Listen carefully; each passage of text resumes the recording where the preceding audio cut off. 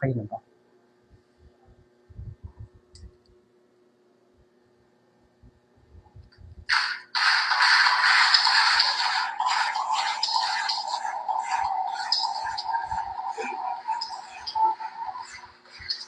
Ayun sa pagpalang gabi po sa inyong lahat. Ayan. Welcome po. Hello po sa magandang gabi po sa lahat. Okay. Welcome po sa day 35 Speak Life ngayong gabi.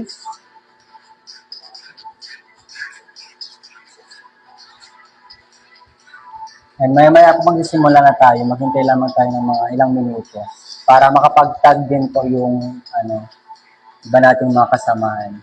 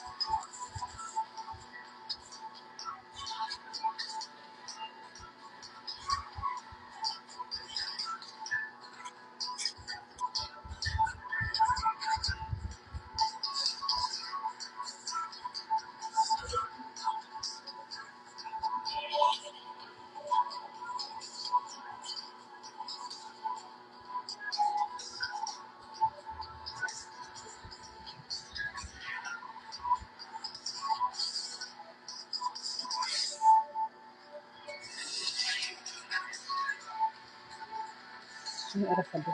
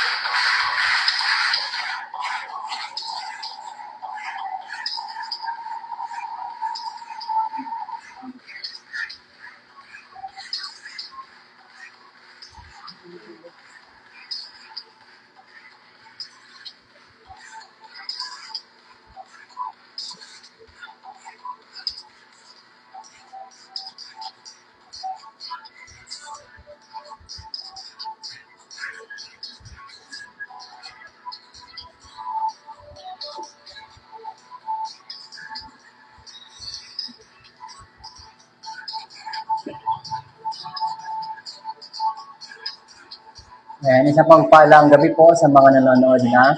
Ayan, magtagpo tayo ng ating mga Facebook friends, mga co-workmates, classmates, at iba pa natin makilala dyan sa Facebook. At magsisimula po tayo maya-maya lamang. Magandang gabi po sa lahat.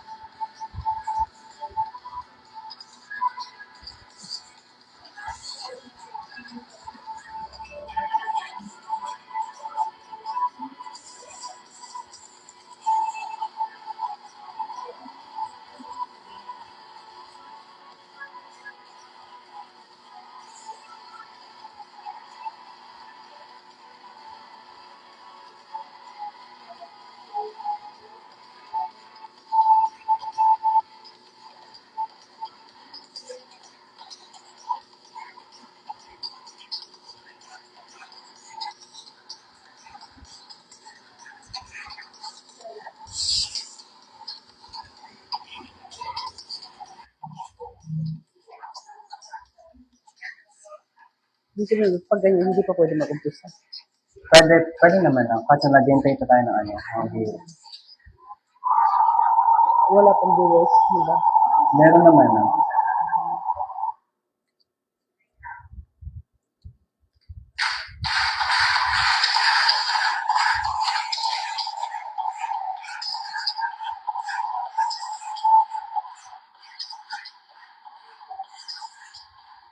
I-off na lang.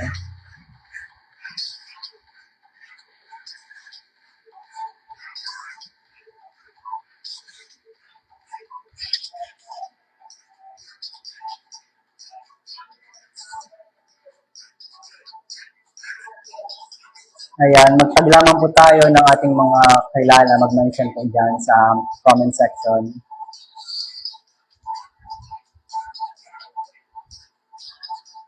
Yan, magtag po lamang tayo. Mag-comment at I-share pala itong live natin. Yan. I-share natin, dapat naka-public para makita ng mga ano natin, mga friends yan, mga Facebook friends at iba pang mga connection natin sa Facebook. Yan. Mag-mention lamang po tayo ng ating mga classmates, workmates, yan. At lalo na yung mga churchmates natin dyan.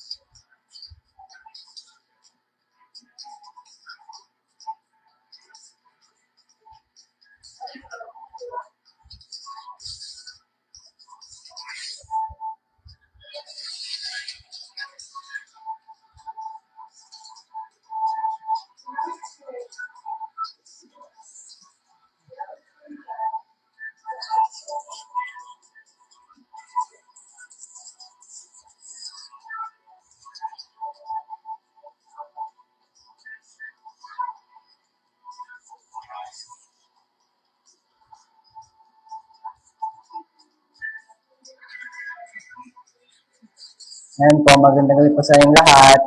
Yan. Patuloy lamang po tayo mag-antabay. Nandito sa Speak Life.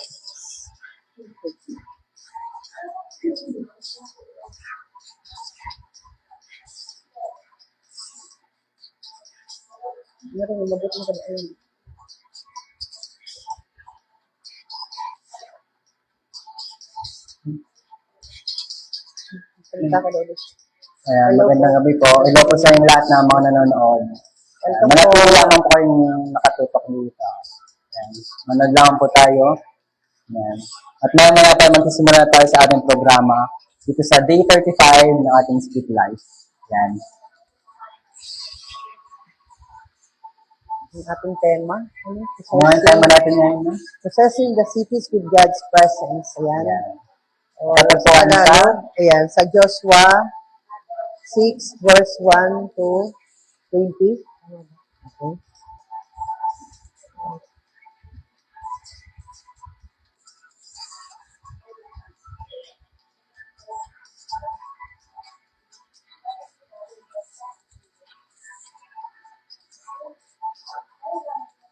Yung bago.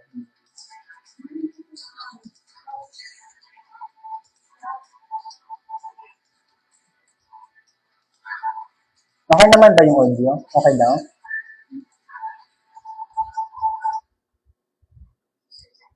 Ayan. So, ayan, magandang gabi po sa inyong lahat ulit. Manatili lang po tayong nakatutok, nakapanood, yan.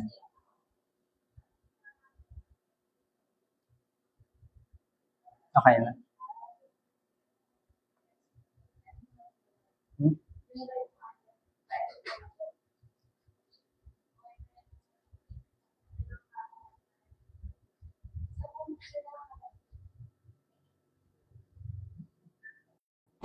Ayan. Wait lang, tinanggal ko na yung ano. Okay na ba yung... Ayan, ang magandang umaga ay gabi po sa inyong lahat. Ayan. Good evening po sa lahat. Magtaglawan po tayo at medyo naghintay po tayo ng konting minuto para magsimula.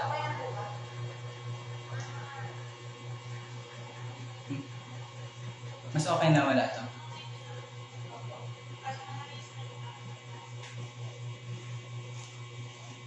Ano, mas okay ba nung dito or... Okay na po ba?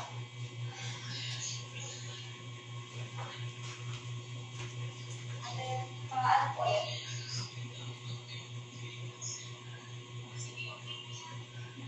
Okay na walang ito. Huwag na mag-mic. Tanggalin ko na ito. Nag-start na po sila. Nag-start na po. Hindi na po namin yan. Okay na. So, ayan po. Muli isang pampalang gabi sa inyong lahat, sa ating mga viewers dyan. Tayo po magsisimula na sa programa natin sa gabing ito.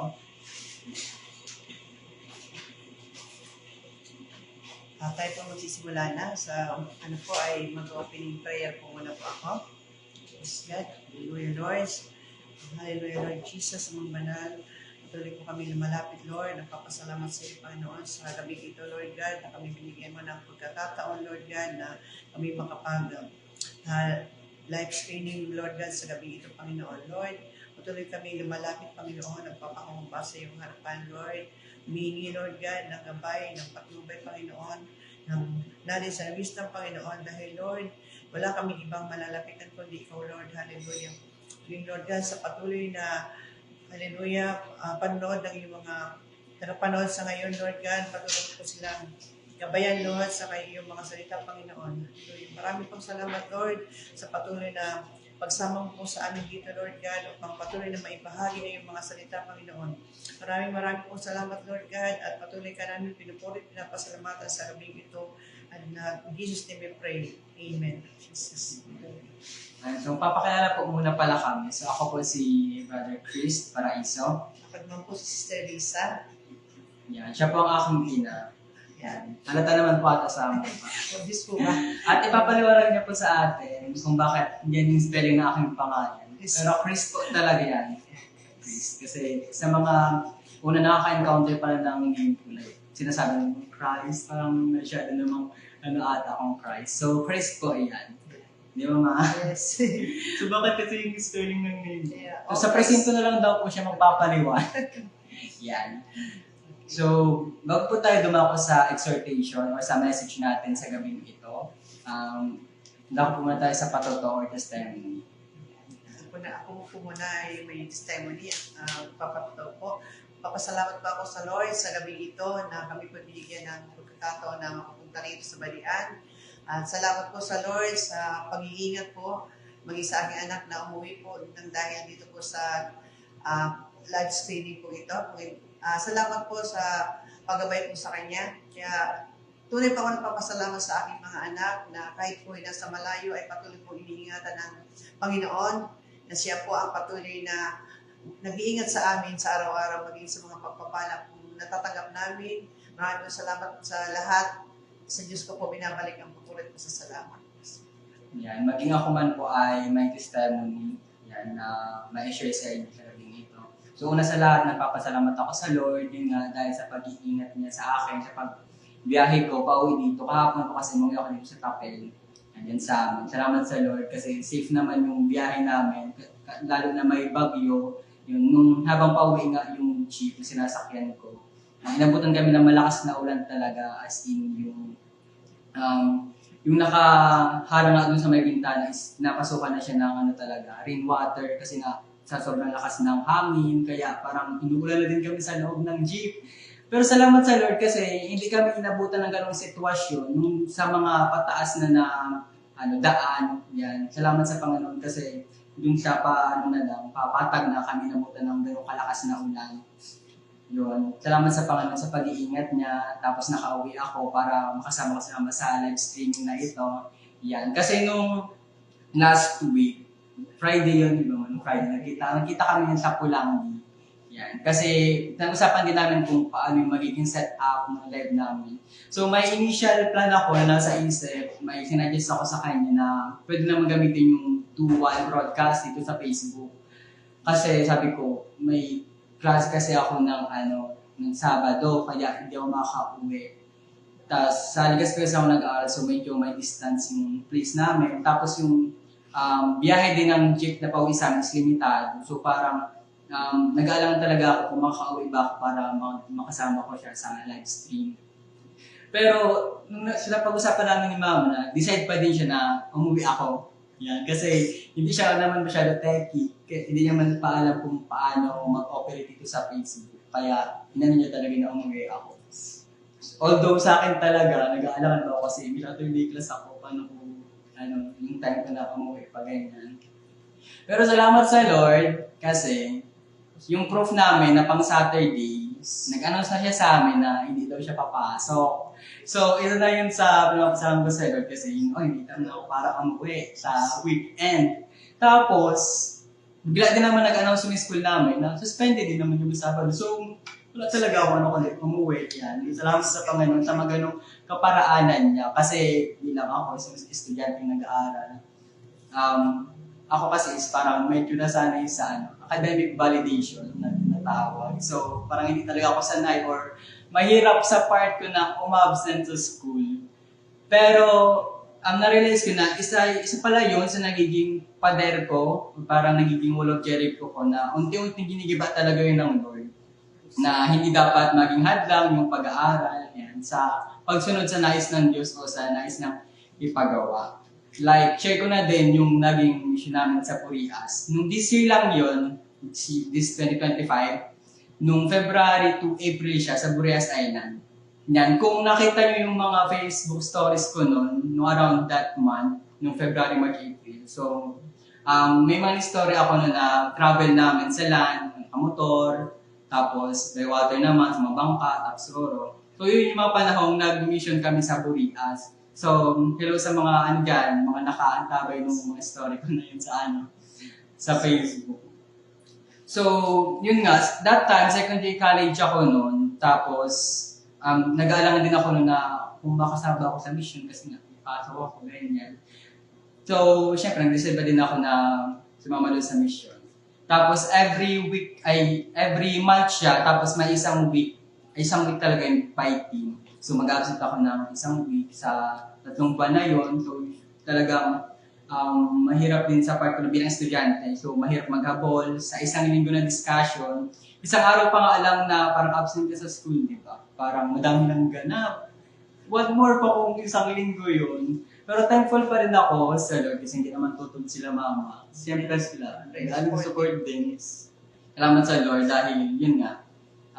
Nakasama ako doon. And also, sinabi ko naman sa kanila na kung sila mag-aaral sa pag-aaral ko kasi nag-excuse naman ako sa mga prof namin. Actually, kinausap ko talaga yung dean ng department namin para ma-approve yung excuse letter ko para din naman ma-excuse ako sa bawat subject ko dun sa professor ko. Yan. Kasi meron kasing rules sa amin na kapag naabot na yung maximum limit ng absences, pwedeng ma-drop or ma-fail na yung subjects. Pero salamat sa Lord, yan, kasi hindi naman ako umabot sa ganun sa loob ng semester na iyon. Tsaka, narealize ko din na kaya pala ng mga panahon na yun, light lang yung mga subjects ko kasi may ganun pala akong mission na pupuntahan. So, medyo nahabol ko naman yung mga kailangan kong habulin sa ACADS. So, tapos may mga plot twist pa na nangyari ng mga panahong yun. Kasi, di ba nung first week na kasama na ako sa mission, na nag-exist na ako. Tapos nung mga nakaraang week pa na ako, mag-mission na, may isang week kami doon na nasaktuhan na asynchronous class kami, edi walang face-to-face. So, wala akong mahabulin nun kasi nga asynchronous kami. Tapos may isang week pa na mag-mission ulit kami, na may ilang proof kami na hindi pumasok. So, yun na, konti lang yung habol kasi hindi mo na sila nagturo sa mga week na yun. So, salamat sa Lord kasi may mga ginagawa talaga siyang kaparaan na kahit sa maliit na bagay, alam mo na kaparaanan yun ng Lord. Yan. So, sa kasalukuyan, as of now, yun, thankful pa rin ako sa Lord kasi nakaka-survive pa naman kahit nakaka-stress na talaga dun sa akin. So, the point na parang maiiyak ka na lang talaga kasi yan, dami mga pinapagawa, ganyan. Salamat sa Lord sa strength and wisdom na binibigay ng Lord para ma-handle ko yung mga ganong situation. Yan.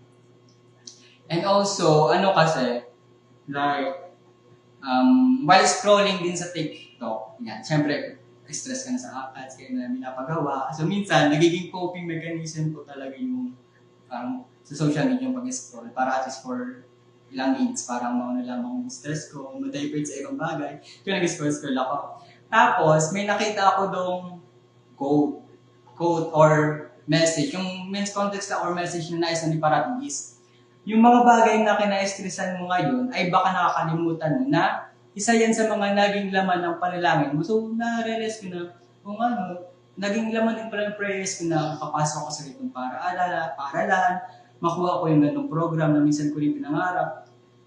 Tapos na-realize ko na, naging prayers ko din pala yung mga bagay na ito. So, dapat hindi siya maging hadlang para masunod ko yung nagbigay ng blessing na yun. Isa din sa na-realize ko na pinag-pray ko din pala na magkaroon pa ng more faith or deeper faith. So, sa pamamagitan pala ng mga challenges or struggles na naranasan natin, doon pala natin yun masubok or makikita kung anong talagang faith mo sa Lord, ganyan. Although, minsan talaga, mapagod ka talaga. Nandun talaga yung pagod. Sa dami ng pinapagawa or responsibilities na kailangan gampanan. Pero isa na rin pala yun sa paraan ng Lord para may tiyak na bagay akong matutunan. Para din naman yun sa kapakanan natin. Tapos dun pa sa nabasa ko, nare-remind ako na ito na maging grateful lagi. Mapagpasalamat lagi sa kahit anong mga sitwasyon na naranasan natin. Kasi may purpose ang Lord kung bakit ako nilagay sa sitwasyon ng Lord. Although, nandun talaga yung mala roller coaster ride ng buhay. Yes, kapag pataas, may pressure. Tapos pag pababa naman, may takot. Kasi, syempre, pababa parang hindi mo alam kung may mga what if, may mga overthink, ganyan.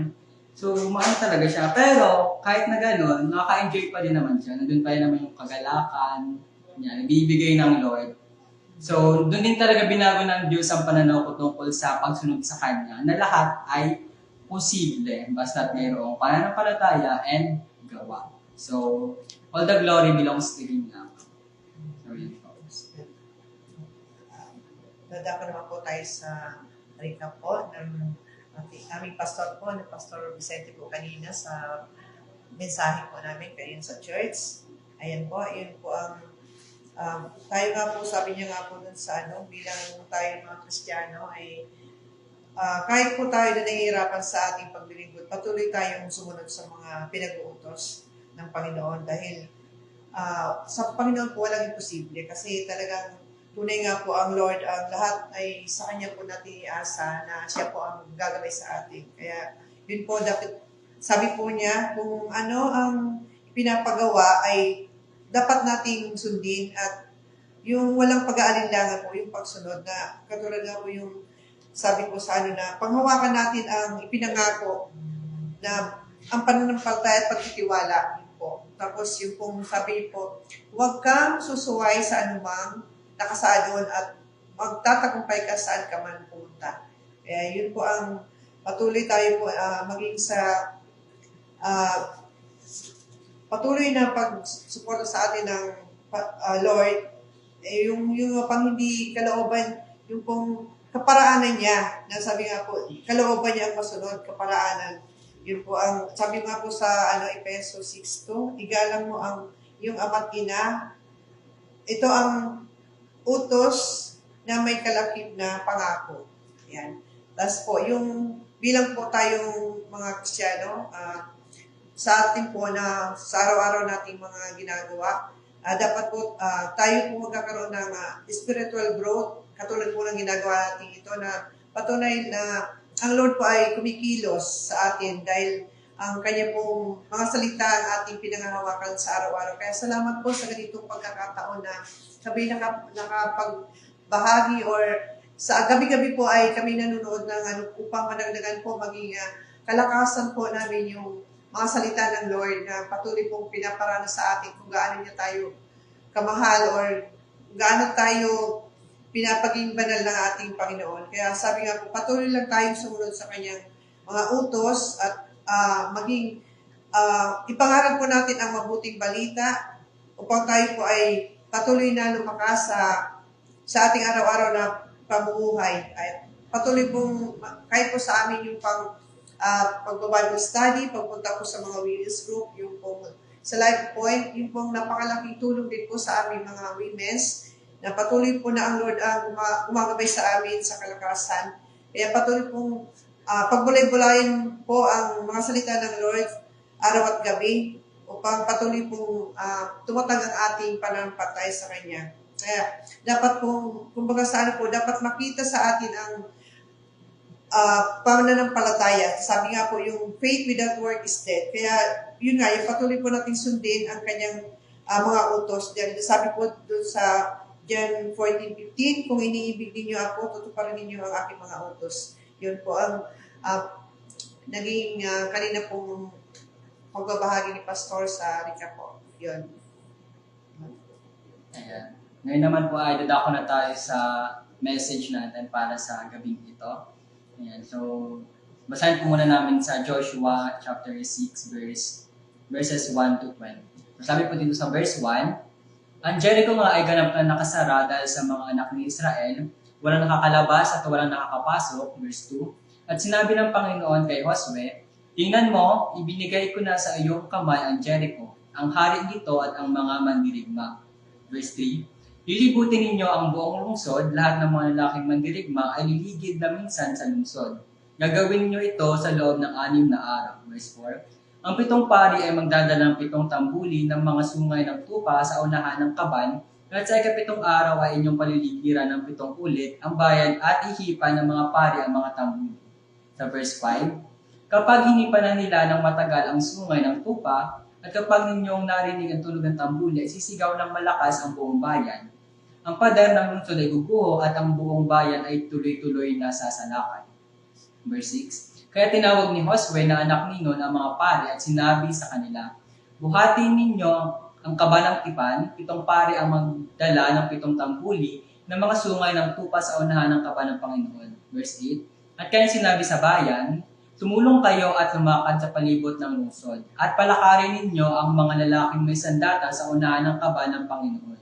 Verse 8, na makapagsalita na si Josue sa bayan, ang 7 pari na may dalang 7 tambuli na mga sungay ng tupa sa harapan ng Panginoon ay lumakad na pasulong at hinipan ang mga tambuli. At ang kaba ng tipa ng Panginoon ay sumunod sa kanila. Verse 9, ang mga lalaking may sandata ay nauna sa mga pari na humihihip ng mga tambuli, at ang bantay sa likuran ay sumusunod sa kaban, habang ang mga tambuli ay patuloy na hinihipan.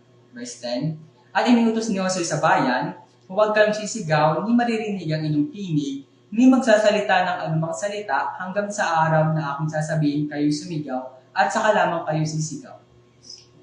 Tulungan po sa verse 11, kaya't kanyang inlibot na minsan sa lungsod ang kaba ng Panginoon. Sila'y pumasok sa kampo at nagpalipas ng gabi doon. Sa 12 po, kinaumagahan si Josue ay bumangong maaga, binuhat ng mga pari ang kaba ng Panginoon. Sa 13, ang 7 pari ay may dalang 7 tambuli na ang mga sungay ng tupa ay lumalakad na pasulong sa unahan ng kaban ng Panginoon. Habang patuloy hinihipan ng mga tambuli, ang malalaking may sandata ay nauna sa kanila, at ang bantay sa likuran ay sumunod sa kaban ng Panginoon habang patuloy na hinihipan ng mga tambuli. 14, sa ikalawang araw ay minsan silang lumakad na palibot ng lungsod at bumalik sila sa kampo. Gayon sa kanilang ginawa sa loob ng 6 na araw.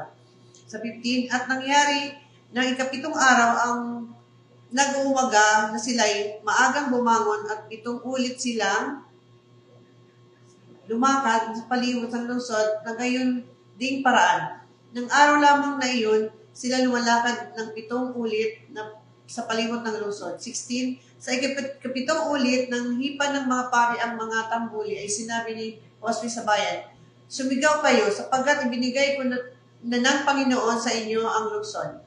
17, ang lungsod pati ng lahat ng naroroon ay itatalaga sa Panginoon sa pagkawasak.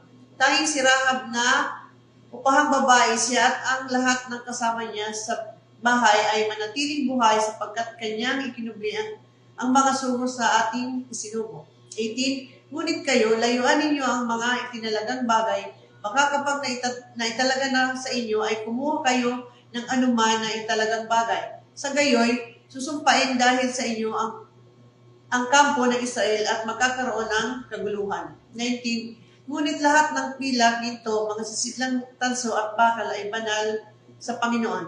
Ang mga ito ay ipapasok sa kamangyaman ng Panginoon. 20, kaya't sumigaw ang bayan at hinihipan ng mga tambuli. Nang marinig ng bayan ang tunog ng tambuli, ang bayan ay sumigaw na napakalakas. Ang pader ay gumuho, kaya't ang bayan ay lumusob sa lusod ng bawat lalaki ay tuloy-tuloy na pumasok sa kanilang sinakop na lusod. So yun po yung sa kwento ng Wall of Jericho na mababasan natin sa Joshua chapter 6 verses 1 to 20. So doon, makita natin yung kwento ng Jericho na hindi lamang iyon basta-basta history lamang na mabasa natin sa Bible. So So kapag sa school ba, sa paaralan, kapag may gusto si teacher na parang ituro sa atin, minsan baga parang pinapadaan sa mga kwento-kwento, ganyan, ano nga yung matutunan natin sa kwentong ito. So dito sa Bible, isinulat itong kwento ni dito sa Wall of Jericho para din may matutunan tayo. Pero, take note din, hindi lang ito basta kwento yung sa Wall of Jericho, kundi totoo siya mismong nangyari several years ago na yung nakakaraan.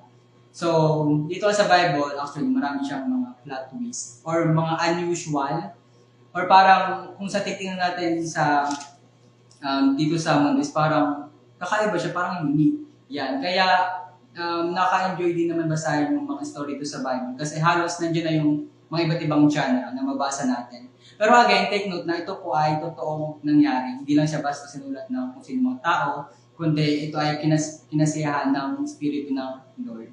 Kaya ito talaga is, meron tayong ma-apply nito sa ating mga personal na buhay, sa ating spiritual life. Yun.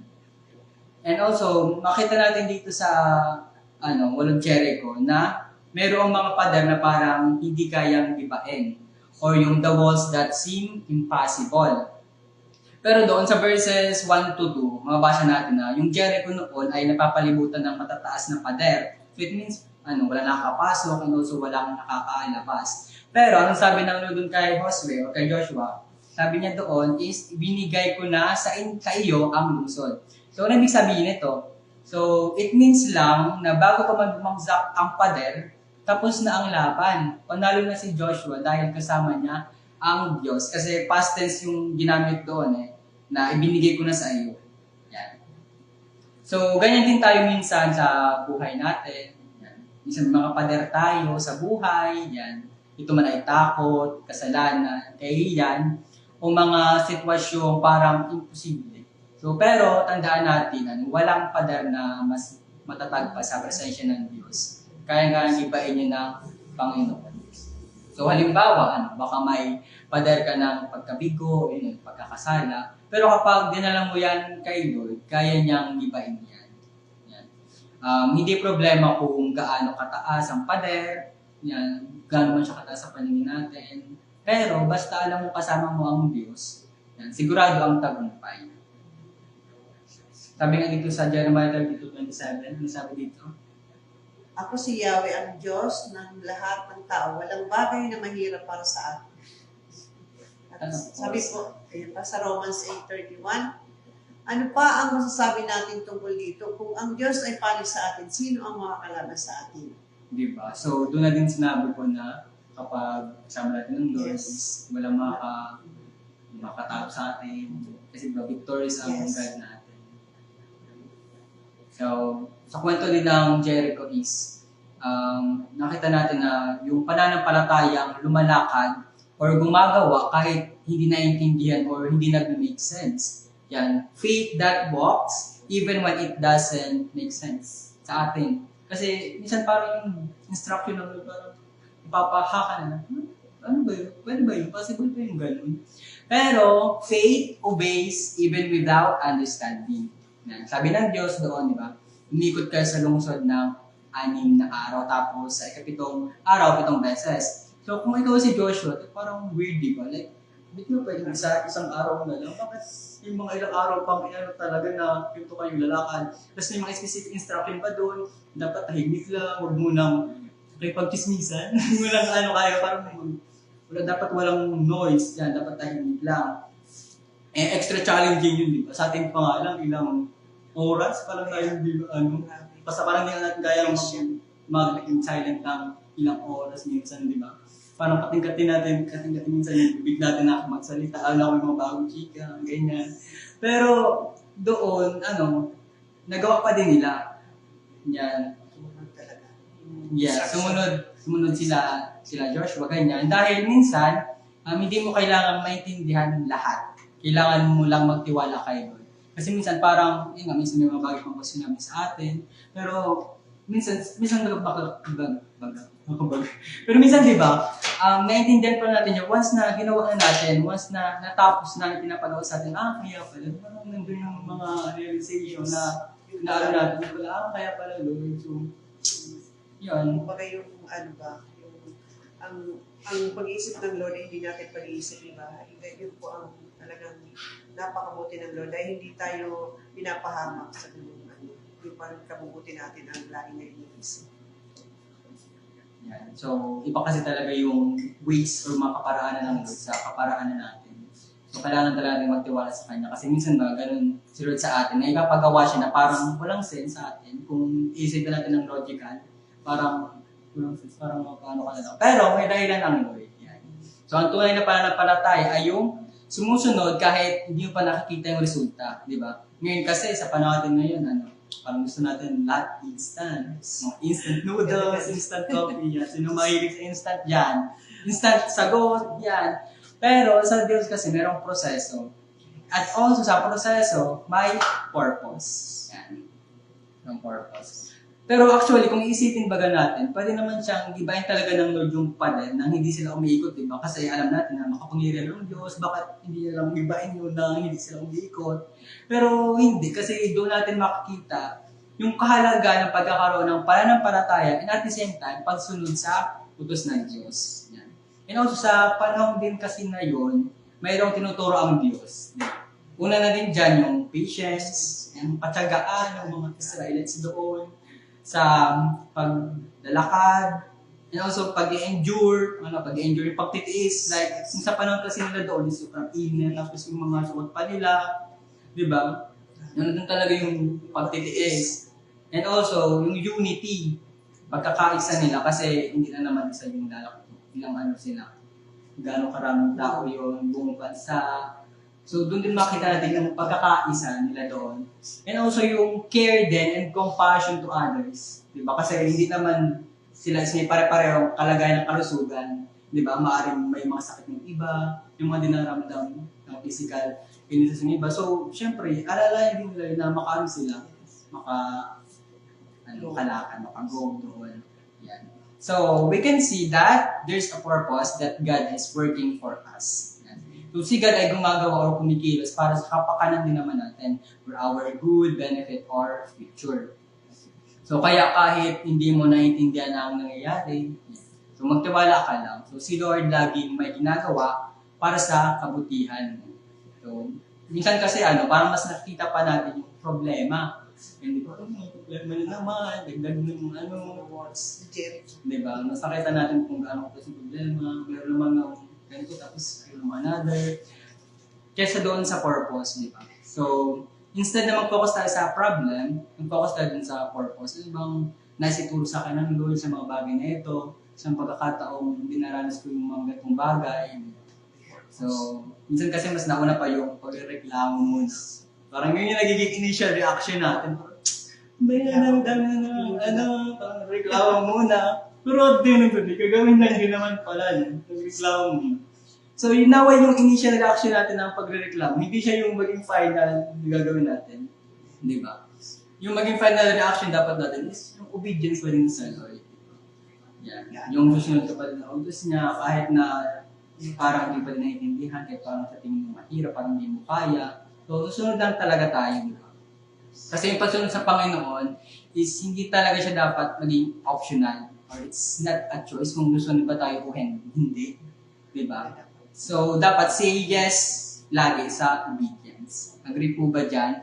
So, maaari bang kung talaga nakikinig kayo sa mga active listeners and viewers natin dyan, maaari bang i-type sa comment section na yes to obedience. Yan. Kung naniniwala kayo na ang pagsunod sa Panginoon ay yes lang dapat at hindi pwedeng mag-no. Kasi nga po, i-type nyo dyan yung yes to obedience. Yan. Para sa mga active listeners natin dyan, kung nanonood talaga kayo, yan. Pwede bang i-comment natin dyan sa comment section sa baba. Ito naman sa baba.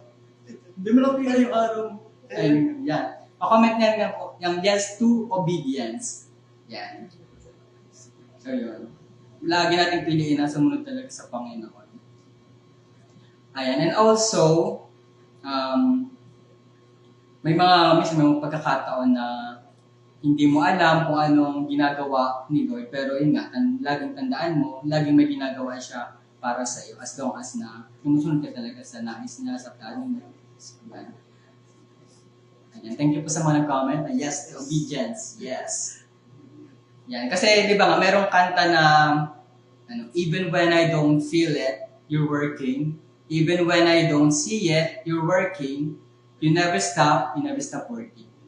So, sa mga nakakaalam po ng kanta na yun, pwede ba i-comment natin dyan? Ano ang title nun? May kanta yun, di ba? Tapos, sabi pa dun sa lyrics ng kanta, Miracle Worker.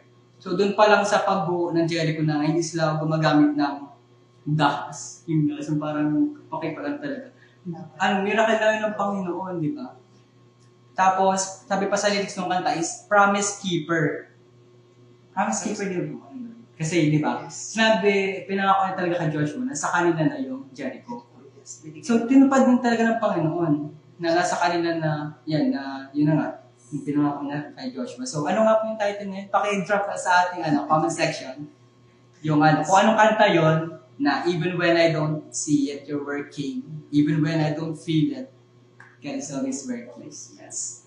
And also, sabi nga sa 2 Corinthians 5:7, ano nga po? Ayan, sabi po sa 2 Corinthians 5:7, sapagkat namumuhay tayo batay sa pananampalataya sa Panginoon at hindi sa mga bagay na nakikita. Amen. Yeah. Sa English sabi dito, for we walk by faith, but not by sight. Yes. So, because God is always a waymaker. Yan. Tama yung sagot niyo, waymaker po yung title. Ayan. Tapos doon din po sa walls ng Jericho, makita natin na ang presensya ng Diyos ang nagpapabagsak ng mga pader. So, God's presence breaks the walls. Yan. So, nang sumigaw yung mga Israelita, yan, bumagsak ang mga pader. Yan. Pero, hindi dahil sa lakas ng sigaw nila, hindi dahil sa sarili nilang, kung gaano kabol yung sigaw nila, kundi dahil sa presensya ng Diyos na kasama nila. Yan. So, ganyan din sa atin, kapag hinayaan mong kumilos si Lord sa buhay mo, bumabagsak ang mga pader ng takot, ng kasalanan at ng kahiyan at kung mga bagay. Yan. Tapos nabanggit din dito sa Hebrews 11:30, sa pananampalataya gumuho ang pader ng Jericho pagkatapos na malibot sa loob ng 7 araw. Yes. So, sabi dun sa verse na binasa is, sa pananampalataya, gumuho yung pader ng Jericho. So, merong involvement talaga ng faith natin, pananampalataya natin sa Panginoon. Yan. So, ang pinakamataas actually, may share po din po ako sa inyo na ang pinakamataas na pader sa lahat ay yung pagitan ng tao at ng Diyos, which is yung kasalanan. Di ba? Noong panahon ni Joshua, may physical na pader na humaharang sa kanila para makapasok sa Jericho. Pero sa panahon natin ngayon, may mas malaking pader na humaharang, which is yung kasalanan. So, ito yung dahilan kung bakit maraming tao ang parang hindi maramdaman si Lord, kahit gusto naman nila, dahil nga, sinasabi sa Isaiah 59:2, sabi dito, instead, your iniquities have been barriers between you and your God, and your sins have concealed His face from you so that won't listen. Sa Tagalog nito, sabi, sa Tagalog Po, ang masama ninyong gawa, ang dahilan ng pagkawali ninyo sa Diyos. Nagkasala kayo, kaya hindi ninyo siya makita at hindi niya kayo marinig. So, makita natin na meron talagang parang nagpagitan between sa atin at ng mga kasalanan. Pero ang maganda is, hindi nagtapos ang kwento dun sa pader lang. So, kasi dumating si Jesus, at sa pamamagitan ng kanyang kamatayan sa krus, gumuho ang pader na iyon. Sabi nga dito sa Ephesians 2:13-14, sabi dito. Yan po, sabi po sa Ephesians 2:13-14, ngunit ngayon, dahil sa inyong pag-isa kay Kristo Jesus, kayo na dati malayo sa Diyos, inilapit sa pamamagitan ng dugo ni Kristo. 14, sapagkat si Kristo mismo ang nagbigay ng kapayapaan dahil sa mga Hudyo at ang mga Hintil ay kanyang pinag-isa. Sa pamamagitan ng kanyang katawan, pinawi niya ang alita na parang pader na naghiwalay sa atin. Yan. So sabi doon sa binasa, ngayon daw, dahil nakapag-isa na tayo kay Kristo Jesus, kaya na dati malayo nga, o yung may pagitan natin sa Diyos, inilapit na sa pamagitan ng dugo ni Kristo, Jesus Christ. Kapag si Kristo mismo nabigay sa atin ng kapayapaan, and also ng paraan din, na para ma-break yung walls na iyon. And also, pinawi yung alita na parang pader na naghiwalay sa atin. So, sinasabi din dito sa verse na ang gospel o yung salita ng Panginoon, yung ebanghelyo ng Lord is universal siya for everyone. Wala tinatawag ang Panginoon na sa lugar na to, ay parang mga Christian community, kunyari dito sa Tape, ganyan. Sa Badian, parang masyadong mga mag-religion, so parang masyadong ano na dyan, hindi na dyan pwedeng gospel. So, hindi yun sinasabi ng salita ng Lord. Kasi, walang tinatawag ang Panginoon, whether related ka man sa Christian community or hindi, as long as nandun yung faith mo at long as naniniwala ka talaga sa Panginoon, kaya ka tawagin, baguhin ng Panginoon, wala na siyang tinatanging tao. Yan, hindi na tinatanging ang tao ng Panginoon. Wala siyang favoritism sa atin na, sila yung mga ban dyan, sila lang yung mga parang makpa, sila lang ganyan. So, hindi, wala pong gano'n na yan. So, walang pinipili o tinatangi ang Diyos kasi lahat naman tayo ay nagkasala. Lahat tayo ay nagkasala. Walang matuwid, wala kahit isa. Yes, walang matuwid sa atin. Kaya hindi tayo pwedeng magmalis sa sarili natin. Kasi even kami, tayong lahat dito, lahat tayo is nagkasala talaga. Tapos walang nakaabot sa kalahatian ng Panginoon. Walang nakaabot sa kabanalan niya. Meron na tayong famous quote dyan, di ba? Sinasabi niya na, nobody's perfect, di ba? Ang Lord lang kasi natin yung perfect, di ba? So, kaya kung noon, walang makapasok sa presensya ng Diyos dahil sa kasalanan, ngayon, bukas na bukas ang daan papunta sa Kanya, papunta sa Lord. So, hindi mo na kailangan maging perfecto, or maging religious muna. So, kailangan ko muna magpaano sa Lord kasi ay maging mabait para maano ko lang ng Lord. So, walang nire-required ang gano'n ng Panginoon. Hindi na tayo nire-required na dapat maging perfect muna tayo sa mga ginagawa natin or makitaan ng mga religious activities, ganyan, para lang maligtas. Yung mga nagsabing minsan na parang, lagpas ka na sa langit. Tapos minsan, kapag may ini-invite na mga unbelievers, kasi parang common sa aming mga kabataan, yung mga naririnig ako na, anak, pag pumasok ko na simbahan, baka masunog na ako dyan. So may mga ganung parang misconception sila, which is, hindi naman tama. Kasi lahat tayo ay kaya makatanggap ng gospel ng Panginoon as long as willing din naman tayo makinig, sumunod at kilalanin ang Panginoon nating Diyos. And also, ang gusto lang ni Lord, tanggapin mo si Jesus bilang tagapagligtas at Panginoon ng buhay mo. And also, wala po ako ibang binabanggit ng Diyos kanina, kundi si Jesus Christ lamang. He is our one and only true God. So, si Jesus Christ ay ang nag-iisang Diyos, din na ko binabanggit. Yan. So, sa Kanya dapat natin ilagak yung faith natin, yung pananampalataya natin. Yan. Tapos sabi mga sa Hebrews 11:1, ngayon, ang pananampalataya ay katiyakan sa mga bagay na inaasahan, paninindigan sa mga bagay na hindi nakikita. Yan. Yeah. So yung faith daw natin ay yung katiyakan natin sa mga bagay na hindi nakikita. Since ang Diyos natin is spirit, hindi talaga natin siya nakikita ng literal, ng physical. Yan. So, tapos siya lang ang kayang gibain ang pader ng kasalanan, ng kaibigan at takot na humaharang sa pagitan mo at ng Diyos. So siya lang ang makakapagbigay ng bagong simula sa atin. Yan. Kung feeling mo parang nagiging hopeless ka na, panulog mo ka na sa buhay, may pag-asa pa, kapatid. May pag-asa pa na binigay sa atin ng Panginoon, which is Jesus Christ. So, hindi dahil sa mabait ka, na parang, bait naman ako, parang hindi naman ako nag-aapakong tao. So, hindi dahil sa mabait ka, kundi dahil mahal ka niya. Mahal ka ng Diyos, yan. Kaya sa mga new listeners natin or viewers, sa mga bago pa lang po nakapanood na ito, hindi ito aksidente na napakinggan nyo ito ngayong gabi. So mayroong purpose kung bakit ito inyong narinig, kung bago man ito sa mga paninig nyo. So hindi ito aksidente na narinig yung ganitong mensahe. Kundi ito ay kaparaanan din ng Lord sa buhay nyo para makilala nyo siya, para kilalanin pa si Jesus Christ, kung sino at ano ba siyang Diyos sa buhay natin. Kasi once na ma-encounter mo talaga ang Lord sa buhay mo, bago ang lahat. Kung dati nagiging hopeless ka, parang wala ka ng pag-asa sa buhay, pero kung meron kang relasyon sa Panginoon, meron kang makakapitan. Kasi di ba, evident naman, or nakita naman natin sa mga recent news about sa earthquake, yung sa mga lindol. So, sa social media, nakita ko yung mga videos na, di ba nag-earthquake na Tapos parang doon pa lang sila nakatawag sa akin, Lord, parang sabi nga nila, Lord, tama na, yun na yung narinig ko sa audio habang nag-earthquake na. So, doon ka na-realize na parang tatawag lang ba tayo sa Panginoon kapag nasa critical stage na, parang ano ka na, parang desperate situation na, may Diyos, parang doon mo lang ma-acknowledge na, may Diyos pala. So, yun lang din yung nagiging malungkot minsan sa mga tao na kung kailan doon pala sila dumaranas ng mga mabibigat or mga karamdaman ng sakit, yun pala sila nakakatawag sa Panginoon. So, paano naman kung hindi na tayo pala pakinggan ng Diyos kasi hindi rin natin siya pinakinggan ng mga panahon na tawag ka niya na sumunod sa kanya, nakilala niya siya, di ba? What if the weeks hindi pakinggan ng Diyos? So, di ba? Kasi nalaman natin na ang Diyos din natin is righteous, makatwiran siya.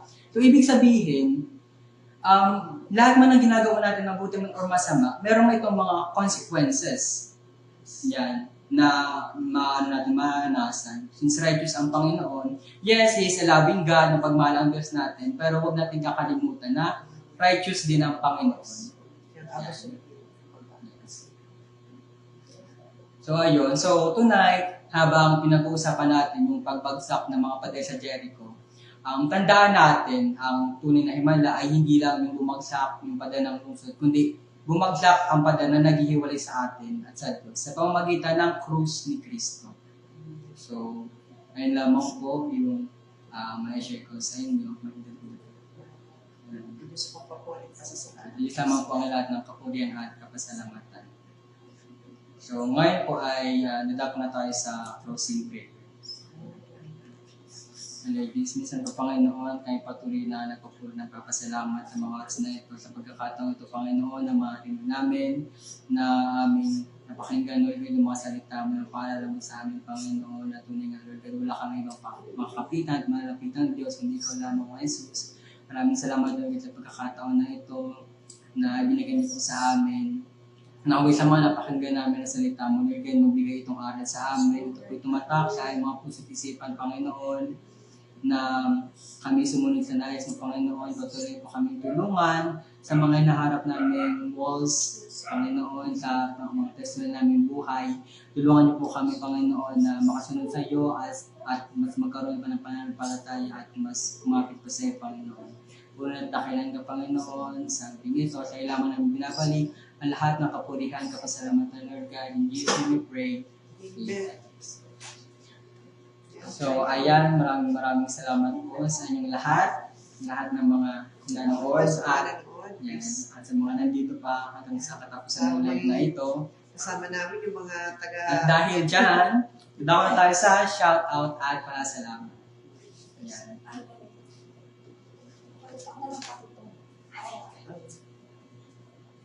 Maraming salamat po sa sumubaybay sa live natin ngayong gabi. Ayan. Para po sa ating shoutout. Yes, naman shoutout yan. Sa mga... Ito po, shoutout po sa mga sa Antipolo, sa Pong Piuduran, ayan, sa Pong Tapel, Pong Badian, Pong Borias, Talisay, Pong Kalumay, Pong Dulocraser, Pong Japan, nilo po sa inyo dyan. From New Zealand, ayan, Sister Irene Morgan. Thank you po sa panonood. From Cavite, Sister Mona Salise. Ayan, shout out po kay Pastor Alduin.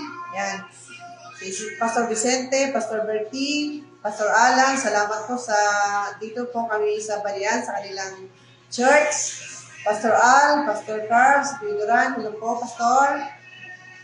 Ayan, para naman po sa mga individual na natin shout out ulit sa mga shoutout po kay Ate Hazel Ann Paulo, Ate CJ Hernandez, kay Ate Joyce, Ate Lea Salisi, kay Ana, kay Cuerdo, kay Kuya Jake Verano, kay Jasmine Villegas, kay Kuya, tapos sa'yo Kuya, Lamsong Paraiso, Shirley Mirasol ng Caster, kay Ate Esther Benitez, kay Sister Jess Lahoy, kay Den, nasa Naga, Den Rosalisi, Jerry Pascual, and also shoutout din sa mga senior youth din sa Antipolo. Then, shoutout kay Erika Belsabe, Roger Lego, kay Roger Lego, kay Morena, Sister Morena Joaquim Flores, kay Althea Malacas, kay Kuya Tony Paulo, kay Ate Jess Cabillan, ang Tuduran, at kay Ate Arlene Lego. Ayan, shoutout po sa inyo lahat. And also, shoutout din sa tatlo nating Powerpuff Girls na nandito, kay Mr. Imam, Mr. Vanessa, salamat sa Sir inyong pagsama sa amin dito. Salamat sa Ayan. inyo lahat. Before I forget po, gusto ko pong batiin yung mga taga-Antipolo na happy anniversary advance po. Na sana nga po ay makapunta. Yan, Sana. next week ata nga anniversary. Nag-anniversary po sa inyo. Thank you so much for watching. Maraming salamat sa noon. At antabayan mo po natin bukas yung mag-live stream. So, sana po huwag tayo manood gabi-gabi kasi kami po talaga hindi nanonood. Hindi, may manood gabi-gabi yan. Lagi po tayo sa bye-bye din sa street live natin. So ayan, babay po sa inyo lahat. Maraming salamat at God bless po. Thank you.